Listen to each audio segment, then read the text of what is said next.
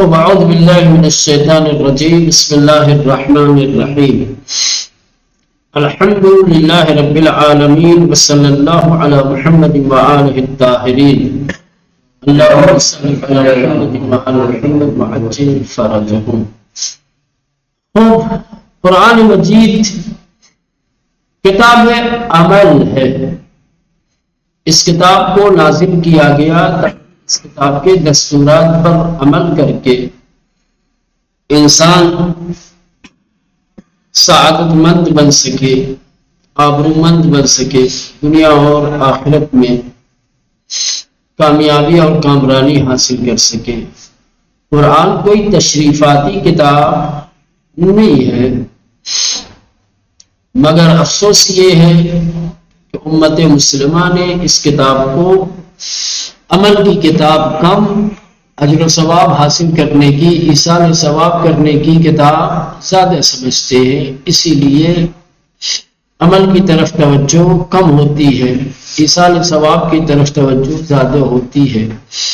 جس کتاب کو دنیا یہ سمجھتی ہے کہ اس کو پڑھ کر مردے کو ایصال کر دینے سے مردے کو نجات مل جاتی ہے، ان لوگوں کو یہ سمجھ میں نہیں آتی کہ جب مردہ نجات پا سکتا ہے اس کتاب کی تلاوت سے، تو اس کتاب کے دستورات پر عمل کر کے زندہ انسان کو نجات نہیں ملے گی. مردہ انسان جو عذاب الہی میں گرفتار ہو، اس کتاب کی تلاوت کی برکت سے ہم عقیدہ رکھتے ہیں کہ اس کا عذاب ٹل جاتا ہے یا اس میں تخفیف ہو جاتی ہے. تو دنیا کی مصیبتوں سے، دنیا کی مشکلات اور دنیا کے عذاب سے اس تلاوت پر عمل کر کے ہم اپنے آپ کو نجات نہیں دے سکتے ہیں. اگر افسوس،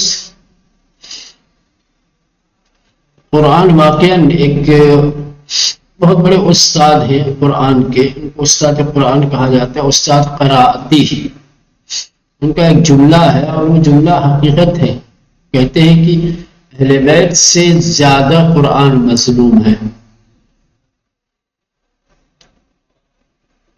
قرآن کی مظلومیت اہل بیت سے زیادہ ہے. ہمارا کیا رویہ ہے؟ ہم نے کتاب الہی کے ساتھ، کتاب خدا کے ساتھ ہم نے کیا کیا ہے؟ کیا ہم نے اس کا حق ادا کیا جس کے لیے یہ نازل کی گئی؟ ہم نے اس کو سمجھا؟ حوزات علمیہ وغیرہ میں یا دوسرے میں قرآن پڑھایا جاتا ہے، صرف ہم لوگ پڑھنے کی حد تک ہے نا. ہم دیکھتے ہیں کہ کس سورہ کو پڑھنے کا کتنا ثواب، کس سورہ کو پڑھنے سے کیا اجر ملے گا، ہے نا. کون سی آیت کون سا اثر رکھتی ہے، کس سے کاروبار میں برکت ہوگی، کس سے عمر بڑھے گی، کس سے فلاں بیماری دور ہوگی، ہے نا. نسخے کی کتاب چلے بات برت از انجا کی قرآن کتاب عمل اس نہ یہ کتاب تشریفاتی. چونکہ قرآن ایک عمل کی کتاب ہے، عمل کرنے کے لیے ہے، نہ کہ تشریفاتی کتاب ہے، صرف اور صرف دیکھنے کے لیے، طاقت سجانے کے لیے. ہمیں جالوے نتائج تک یہ بھی گنت، اسی لیے اس کتاب میں نتائج کی طرف توجہ دی گئی ہے. جتنی داستانیں بیان کی گئی ہیں، جتنے قصے آئے ہیں انبیاء کے یا اور دوسرے مولانا، ان داستانوں اور ان قصوں کو بیان کرنے کا مطلب قصہ سنانا نہیں ہے، داستان سے آشنا نہیں کرنا ہے، بلکہ ان کا نتیجہ کیا ہے اس سے آشنا کرنا ہے، تاکہ آپ اس سے درس عبرت لے سکیں. وہ اصولاً ہر موجودی بھی خاصیتی را معدوم و ہر زندے بھی حرکتوں بے سریرا مردے. اسی لیے بنیادی طور پر ہر بے خاصیت موجود کو، ہر وہ موجود کی جس کی کوئی خاصیت نہ ہو، جس کا کوئی اثر نہ ہو، اس کو معدوم سمجھا گیا ہے. اور ہر وہ زندہ کی جس کے اندر حرکت نہ ہو، جو بے اثر ہو، اسے مردہ قرار دیا گیا ہے. اصل مردے کی حقیقت یہی ہے مولانا.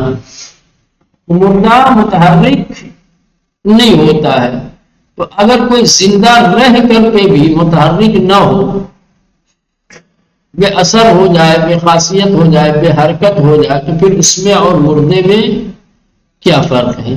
وہر عضوی از اعضاء انسان کی در مسیر ہدایت و سعادت او اثر بخش نباشد ہمانند فقدان علم شہرت. اسی طریقے سے انسان کے جسم کے اعضاء میں سے جو عضو ہدایت اور سعادت کے راستے پر نہ ہو، اس پر ہدایت اور سعادت کا اثر نہ ہو، تو اس کے نہ ہونے کے برابر ہے. جیسے وہ عضو ہے ہی نہیں. وہ ہر عضوی از اعضاء انسان کے اعضاء میں سے ہر عضو کی در مسیر ہدایت و سعادت او اثر بخش نباشد، ہدایت اور سعادت کے راستے میں انسان کے لیے جو اثر بخش نہ ہو، جو انسان کو ہدایت اور سعادت کی جانب نہ لے جائے، ہمانند فقدان عام شمولات، اس کے نہ ہونے کے مانند ہے اور اس کے نہ ہونے کے جیسا شمار کیا گیا ہے. در این آئے نیز کسانی کی ظاہراً گوشہائے تعلیم دارن ولی در مسیر شنیدن آیات خدا و سخنان حق و برنامہ سعادت بخش نیستند، آنہا را فاقد گوش میدانند. جس آیہ کریمہ کی ہم تفسیر پڑھ رہے ہیں، اس آیہ کریمہ میں بھی ان لوگوں کو کہ جو ظاہراً کان رکھتے ہیں، جن کے کان سالم ہیں، لیکن آیات خدا اور حق کی باتیں اور سعادت بخش برناموں کو جو سننے کی راہ میں نہیں لگاتے، انہیں بہرا کہا گیا ہے، کیونکہ حقیقت یہ ہے کہ وہ بہرے نہیں. لیکن چونکہ سالم کان رکھ کے بھی آیات الہی کو نہیں سنتے، حق کی باتیں نہیں سنتے، ہدایت اور سعادت کی راہ میں اس کو لگاتے نہیں ہیں، پھر ان کے ہونے کا فائدہ کیا ہے؟ اس میں اور بہرے میں کیا فرق ہے؟ کوئی فرق نہیں. اس لیے ایسے لوگوں کو بہرا قرار دیا گیا ہے. درین آئے نیز، اس آیت میں بھی کسانی کی ظاہراً گوشائے سالم دارن، ان لوگوں کو کہ جو ظاہراً صحیح و سالم کان رکھتے ہیں، ولی در مسیر شنیدن آیات خدا و سخنان حق، لیکن آیات الہی اور حق کی باتیں سننے کی راہ میں، وہ برنامہ سعادت بخش اور سعادت بخش برناموں کو سننے کی راہ میں نہیں لگاتے ہیں. آنہارا فاقد گوش میدانت، قرآن ایسے لوگوں کو بغیر کان والا سمجھتا ہے، یعنی بہرا سمجھتا ہے. وہ کسانی کی زبان سالمی دارند، اور وہ لوگ کہ جن کی زبان صحیح و سالم ہے، جو صحیح زبان رکھتے ہیں، اما مہر سکوت بر لفظ دے، لیکن انہوں نے اپنی زبان پر سکوت کی مہر لگا رکھی ہے. نہ دفاعی حق میں کنن، نہ تو کبھی حق کا دفاع کرتے ہیں، نہ مبارزی با ظلم و فساد، اور نہیں کبھی ظلم و فساد سے مقابلہ کرتے ہیں، نہ ارشاد جاہل، نہ کسی جاہل کی ہدایت کرتے ہیں، نہ امر بمعروف، نہ نہی از منکر، نہ دعوت براہ حق، بلکہ ان نعمت بزرگ خدا را، بلکہ خدا کی اس عظیم اور بڑی نعمت کو کہ جس کو زبان کہتے ہیں، اس کو در مسیر بہودگوئی یا تملق و چاپلوسی در برابر صاحبان زر و زور، بلکہ اس کو بہودگی کی راہ میں، تملق اور چاپلوسی کی راہ میں، صاحبان دولت اور صاحبان زر و زور، روپیے پیسے والے قدرت مند لوگوں کی چاپلوسی اور تملق میں استعمال کرتا ہے. یا تحریف حق، یا حق کی تصویر بدلنے کی راہ میں، حق کی تحریف کرنے کے لیے، حق کی تبدیلی کے لیے، تقویت باطل اور باطل کو مستحکم اور مضبوط بنانے کے لیے جو زبان کا استعمال کرتا ہے، بیکار نہیں گنا. ہم چون افراد لال و گونگ میدانت، قرآن نے ایسے لوگوں کو گونگا اور بے زبان قرار دیا ہے۔ زبان ہے، اللہ نے یہ عظیم نعمت دی ہے، تو اس عظیم نعمت کو صحیح طریقے سے صحیح راہ میں خرچ کرنا چاہیے، حق کی باتیں بولنا چاہیے، جاہلوں کے ارشاد کرنا چاہیے، جہاں امر بالمعروف کی ضرورت ہو کرے، جہاں نہی عن منکر کی ضرورت ہو کرے، ان سب چیزوں کے لیے ہے، نہیں ہے کہ بیکار کی چیزوں میں خرچ کرنے کے لیے اب بیٹھ کر کے مولانا ہنسی مذاق کرے، بےہودہ بے منفعت باتوں میں خوب زبان چلائے، ہے نا۔ السلام علیکم اکا۔ وعلیکم السلام ورحمۃ اللہ۔ حق کی تبدیلی کے لیے، حق کے چہرے کو مسخ کرنے کے لیے خوب زبان کھولے، باطل کو مقوی کرنے کے لیے، باطل کو طاقتور بنانے کے لیے تو بولے، زبان کھولے، پھر ایسی زبان کا کیا فائدہ؟ وہ ایسی زبان والوں کو قرآن نے گونگا کہا ہے۔ وآنان کی از نعمت ہوش و عقل بہر مندند، اما درست نمی اندیشند ہم سے دیوانگان میں شمرند۔ اسی طریقے سے اللہ نے جن لوگوں کو عقل و خرد کی نعمت سے نوازا ہے، جنہیں عقل دی، جنہیں قوت ادراک عطا کیا، لیکن وہ صحیح سوچتے نہیں، صحیح فکر نہیں کرتے، عقل کو صحیح جگہوں پہ بروئے کار نہیں لاتے، ایسے لوگوں کو دیوانہ قرار دیا ہے، دیوانہ شمار کرتا ہے۔ اس میں اور دیوانے میں کیا فرق ہے؟ کوئی فرق نہیں ہے۔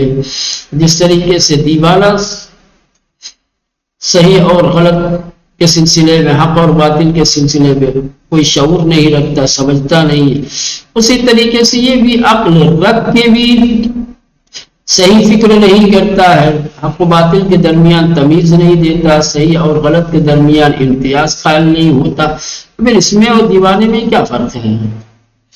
وآنان کے از نعمت ہوش و عقل بہر مند، اور وہ لوگ کہ جو ہوش و شعور اور عقل سے بہرے مند ہیں، جن کے پاس عقل و شعور ہے، اما درست نمی اندیشند، لیکن صحیح فکر نہیں کرتے، صحیح طریقے سے سوچتے نہیں، صحیح طریقے سے عقل و شعور سے کام نہیں لیتے، تو ہم چون دیوانگاہ میں شمرات، انہیں قرآن دیوانوں جیسا شمار کرتا ہے، قرآن انہیں بھی دیوانہ سمجھتا ہے۔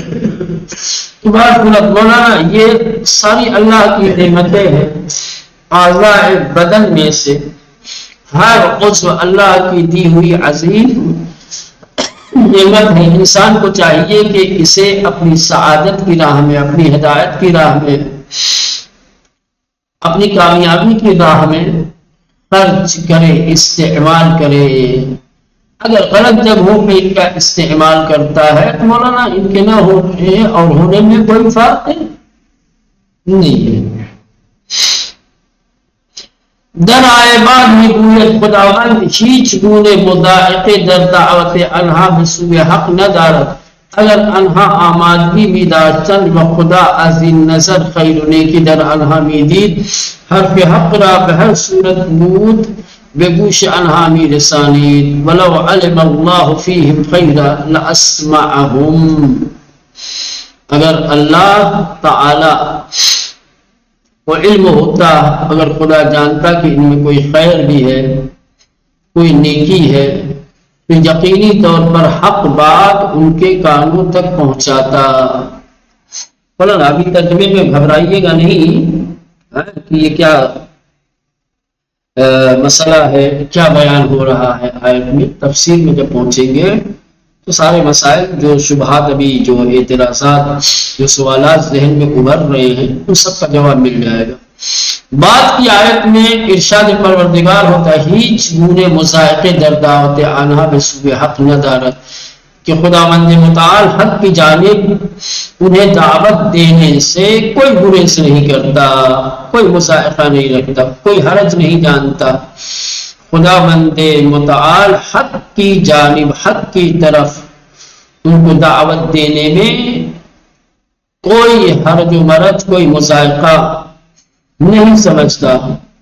البتہ اگر آنہا آمادگی می داشتند، البتہ اگر یہ لوگ آمادہ اور تیار ہوتے حق کو سننے کے لیے اور حق پر عمل کرنے کے لیے.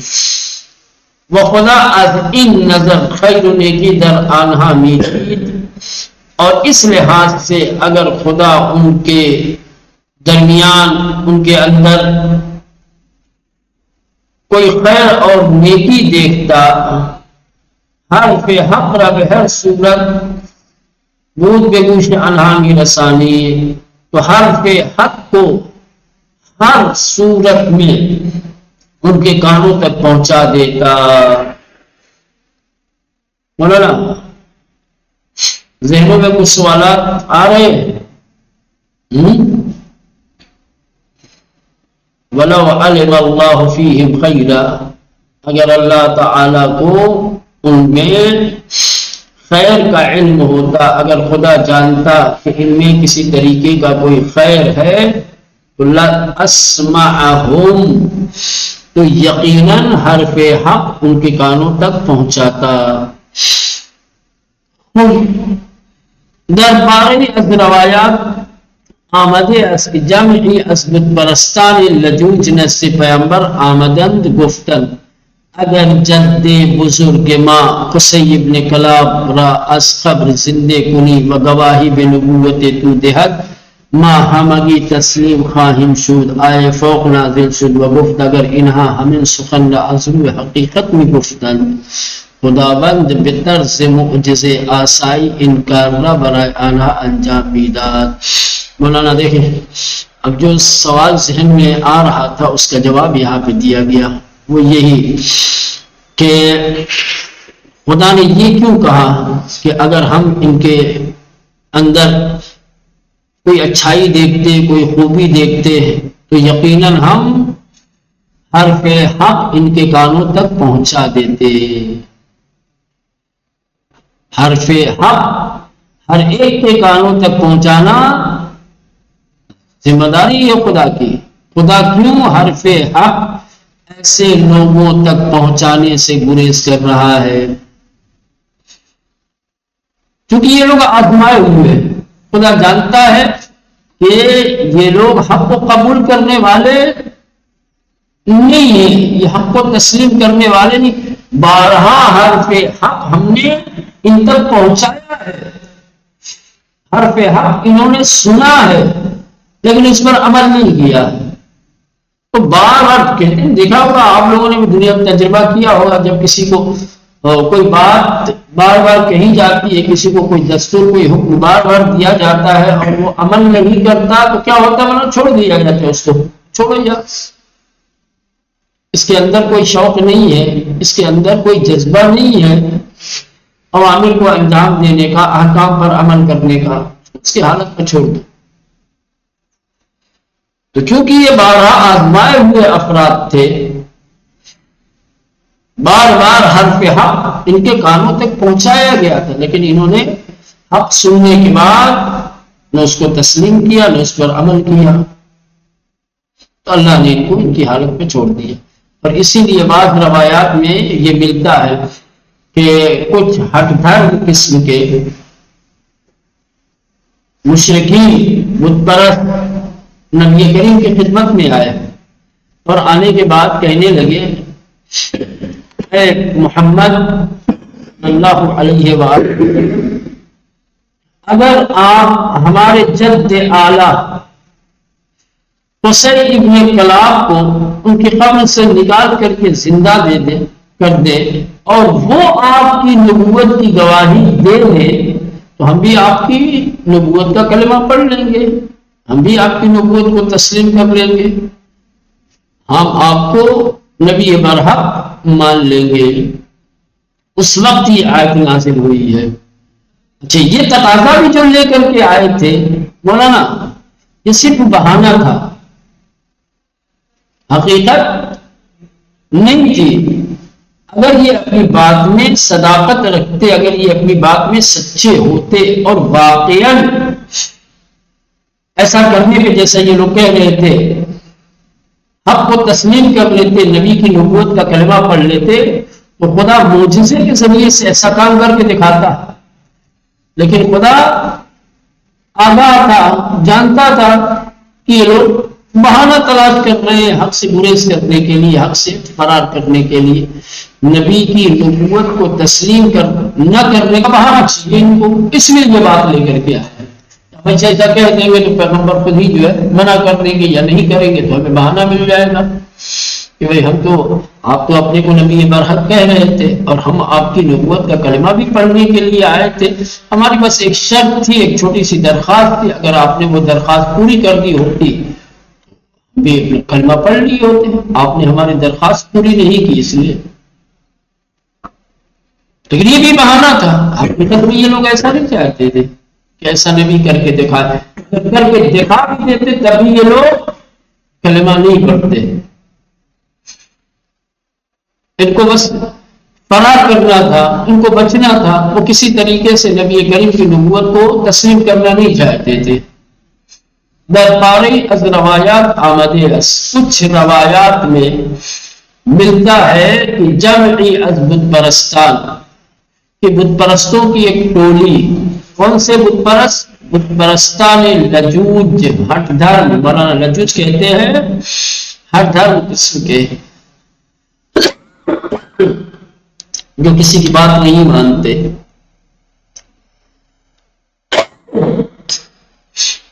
کچھ ہٹ دھرم قسم کے بت پرست نزد پیغمبر آمدن، نبی کریم کی بارگاہ میں آئے، گفتن اور کہنے لگے اگر جد بزرگ ماں، اگر ہمارے جد اعلیٰ، ہمارے دادا پر دادا قصی ابن کلاب را از قبر زندے کنی، اگر ان کو آپ ان کی قبر سے زندہ کر گواہی میں نبوت تو دہت، اور یہ آپ کی نبوت کی گواہی دے دے، تو ماں ہمگی تسلیم خواہش شو، تو ہم سارے کے سارے تسلیم ہو جائیں گے، ہم سارے کے سارے کلمہ پڑھ کر مسلمان ہو جائیں گے. آئے فوق نازل شو، تو یہ آئے کریمہ ولو علم اللہ فیہم خیرا لاسمعہم، یہ آئے کریمہ نازل ہوئی. اور آیت میں ارشاد ہوا اگر انہا ہمین سخن را ازم حقیقت میں گفتن، کہ اگر یہ ہٹ دھرم بت پرست اسی بات کو حقیقت کی بنا پر کہتے، واقعاً اس طریقے کا تقاضا ان کا ہوتا، حقیقت میں ایسا کرنے پر اگر یہ لوگ ایمان لانے والے ہوتے تو خداوند بطر سے معجزے آسائی، تو خداوند متعال معجزے کے طور پر، معجزے کے طریقے سے، معجزے کے راستے سے انکار را برائے انہا انجام میداد، ان کے لیے یہ کام انجام دیتا. لیکن خدا جانتا تھا کہ ان کی ان باتوں میں کوئی حقیقت نہیں ہے، کوئی سچائی نہیں ہے. یہ نبی کا کلمہ نہیں پڑھنا چاہتے، صرف بہانہ ہے ان کا یہ کہ آپ یہ کر کے دکھائیں تو ہم کلمہ پڑھ لیں گے مسلمان. بھلے آنہا دروغ بھی بھول جاتے تھے، لیکن یہ لوگ جھوٹے ہیں، جھوٹ بول رہے ہیں. وہ بہانے میں گیرن، بہانہ تلاش کر رہے ہیں. بہدف شان شان خالی کردن از زیر بار حق است، اور ان کا مقصد صرف اور صرف زیر بار حق جانے سے اپنا شانہ خالی کرنا ہے. ان کا مقصد حق سے انحراف کرنا ہے، ان کا مقصد حق سے فاصلہ اور دوری بنانا ہے. یہ حق سے کسی طریقے سے دور رہنا چاہتے ہیں اور ان کا کوئی ہدف اور مقصد نہیں ہے. چلیں یہاں تک رہنے دیں.